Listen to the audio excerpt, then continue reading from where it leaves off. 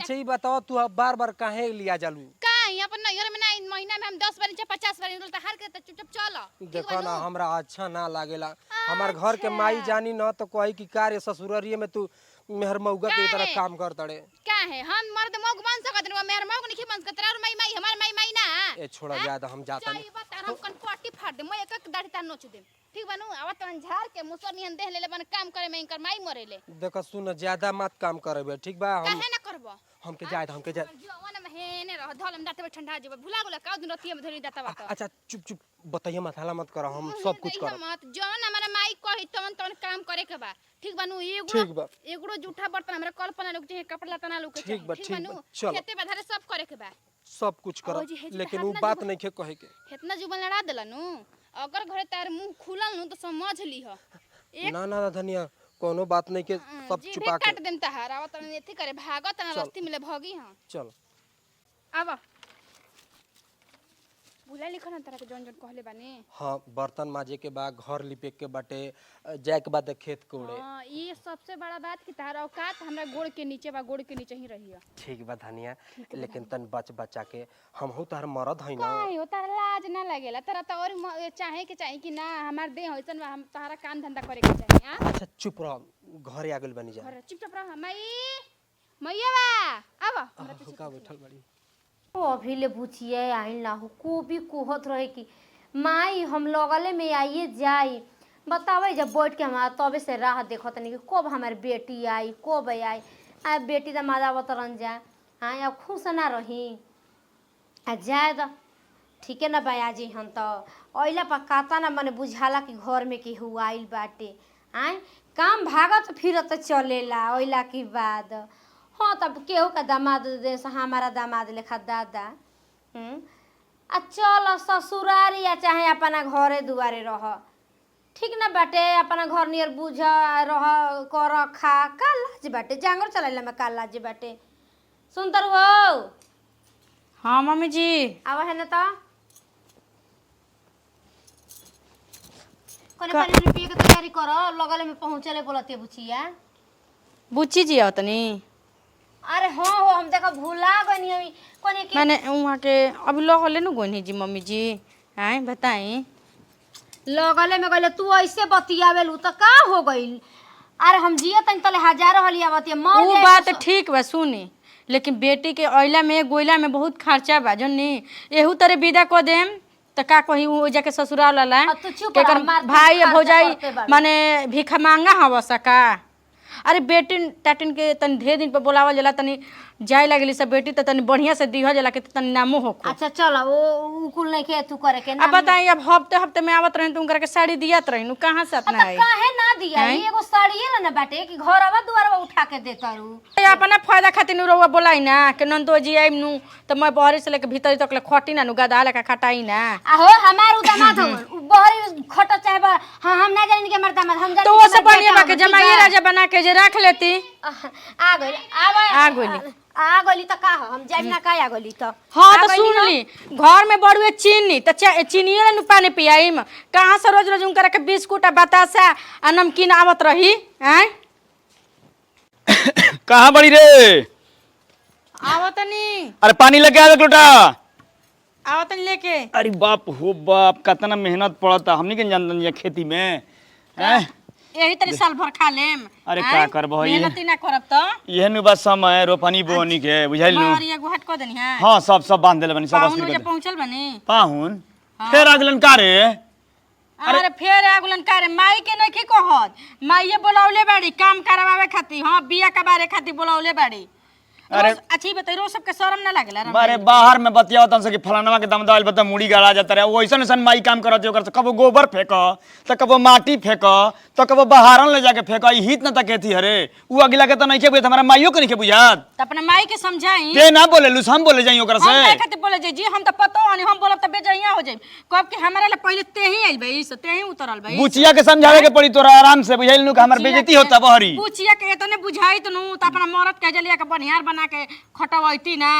वो छिन रखेलवाड़ी त इहे बाड़ी नु एकदम बर्बाद क के रखले बड़ी से तोनी के घर के एकदम हमरा खुद शहर शर्म लागत है कि नंदो या के जुगवा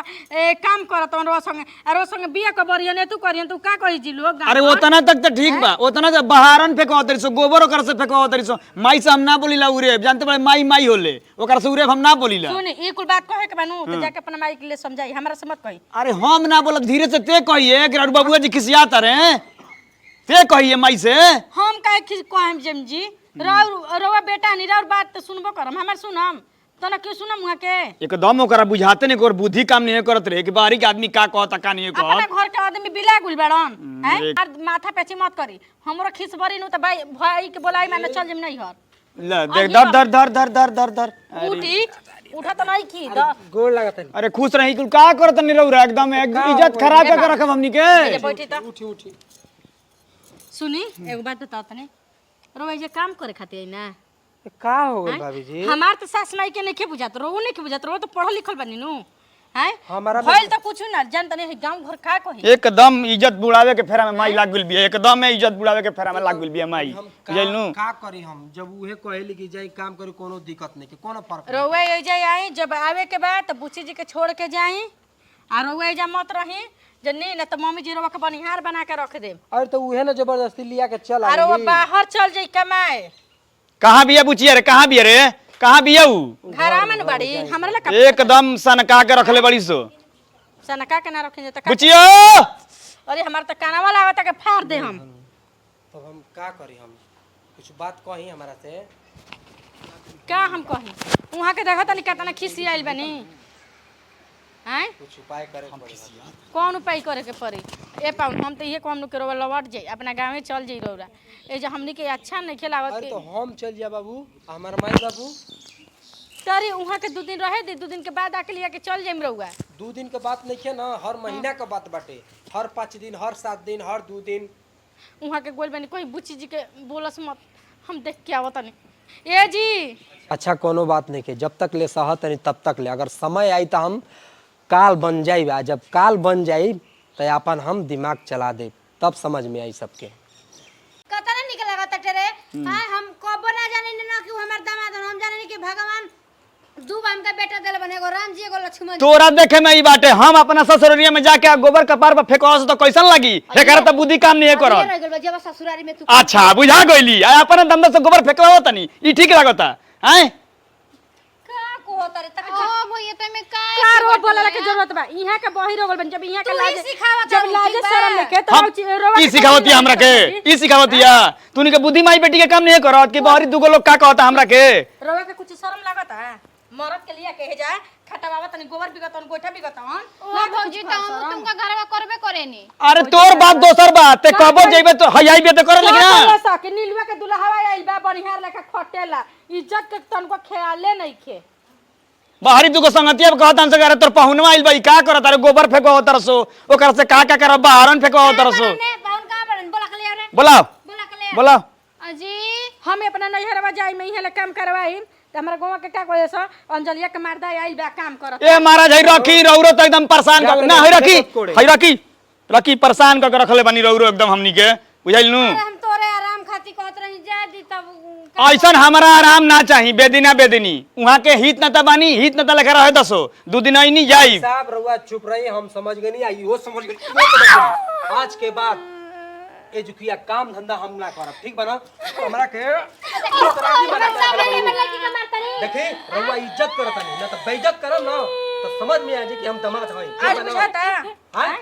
समझे के चाहे रउआ के नमक जीभी पर स्वाद अनुसार अच्छा लागेला और बात औकात अनुसार अच्छा लागेला समझ गई नी ना दामाद लेकर आई नरेट मत कर ठीक है बैग उठाओ ना तो चल अगर ना जाबी तो हम तोरा खातिर मर गइल बनी लौटिए मत जो बैग लिया ले जाई जल्दी दौड़ा तो गाला का दाब दे तू सुनी अब मारे के त मार दनी लेकिन जनी कि नहीं हाथ ना ओभर मत चिल्लाइल करी हां ओभर हां देखी एगो जिंदगी में कहावत बाटे ठीक बा जे सह लियल वो जिंदगी पार हो जाई ठीक बा ठीक बात का गर्मी और सूरज की गर्मी जे सह लियल ना अगर जिंदगी में अगर वो डूब जाइए सा तब पूरा जिंदगी तहस महस हो जाई अच्छा हाँ ऊपर नहीं हन डूबला के बाद में बैठ जाई हन नीचे यही जे खड़ा बा आ तोड़ तोड़ जे मारत ना एक कहली ना तका बेटा बोलत आवत नहीं खे एजा मत रौरा बोली ले जाई अपना घरे ओकरा के मारी काटी समझाई हमनी के सामने मत करी तोहनी के खूनवा जौन गर्मी बनोले नहीं क्या शांति सुना हो था? गइल ना शांति हो गइल पीटे वाली ना मर्द मौगी तो ना शांति के बोलाई बात घर से में ले जाइए तो हम चल जाइए। वो ठीक करत रहे लेकिन हमनी के सामने मत मारी डाटी रौरा ले जाई बोलाई भैया बोलाई। हां का करत रे बुचिया का अब जा दियाल बन त आराम से जाइब जा समझा बुझा देले बनी रौरो ठीक से रहम जा जा अपना घर द्वार बना रहिए जा जा जा खुश रह जा और सबके सामने सुन ले मारम जान पाऊं त्योहार बियाह शादी परी त तोरा इजू आवे के बाटे ना तो कोनो बात नहीं के ठीक बा। यहाँ से रही अपन ससुरा में सास ससुर के तेल पानी गसल जाला टाइम से खाना भोजन दिहल जाला चलो सिखाओ सेवा मत कइल जाला। सिखौले सास बानी ससुर हम के जितने सेवा करो उतने रवा के मैं मिले राउर त मम्मी जी बहक बोल बने राउर मम्मी ठीक बनू जा चल का तक तोड़ इतना यहाँ के सेवा कइला के बाद में भी चला। बहक बोल बने ढकेल के लेके जाइब माने आता ना फेकले तेही बानी का का कपार पर चढ़ाइले बड़े तेही कपार पर चढ़ाइले बड़े रे एकदम में बताओ अभी इतना त आइलो अभी कोई कैसा लागत है चली घर में तो चलो जाए लगन मत छिड़क जा ठीक बा पेट में का जन कांटा रहल निकल गइल बताओ हमर लड़की आइल यानी कि एतु से हमर लड़की चलियो गइल हैं खास थरिया भरा आड़सावा से अब ना खाइल होत रहल हवे